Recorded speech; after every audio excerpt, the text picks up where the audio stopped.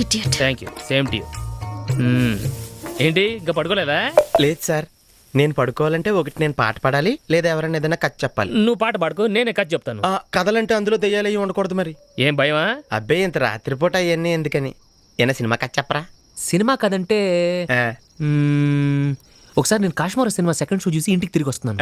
అసలే చలికాలం, పైగా అర్ధరాత్రి, రోడ్లన్నీ నిర్మానుష్యంగా ఉన్నాయి. బైక్ స్పీడ్ పెంచి ఓ సందులోకి తిరిగాను.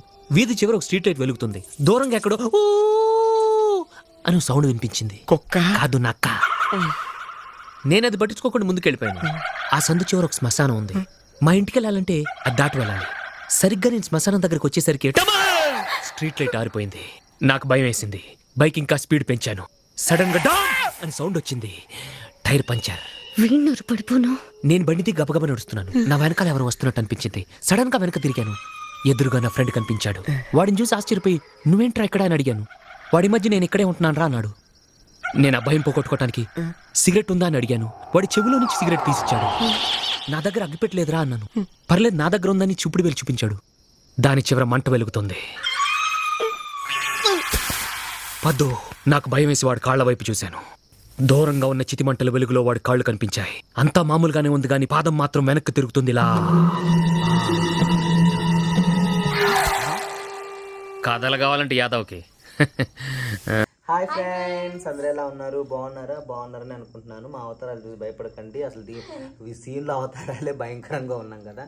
No makeup, no set, no nothing. Actually వేరే షూట్ ఒకటి చేసాము.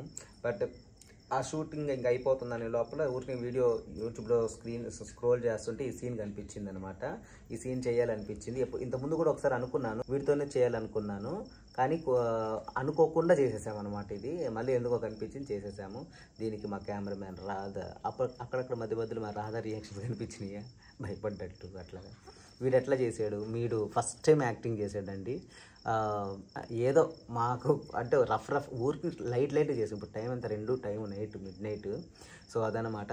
వీడు ఎట్లా చేశాడు, వీడి కోసమని మీరు మంచి కామెంట్ అయితే పెట్టండి. ఏదో ఊరినే చేసామండి ఫన్నీగా. ఇంకా మంచి సెట్ ప్రాపర్టీ వేసి, అంటే గెడ్డివామ్ దగ్గర చేశారు కదా ఈ సినిమాలో. వీలుంటే మేము కూడా గెడ్డివామ్ దగ్గర చేయడానికి ట్రై చేస్తాం మళ్ళీ ఈసారి ఎప్పుడైనా. ఎందుకో చేయాలనిపించి చేసాం. ఓకేనా, బాయ్ బాయ్, గుడ్ నైట్. ఈ వీడియో నచ్చినట్లయితే లైక్ చేయండి, షేర్ చేయండి, కామెంట్ చేయండి. అలాగే మా ఛానల్ ఫస్ట్ టైం చూస్తుంటే సబ్స్క్రైబ్ చేసుకోండి. Bye bye.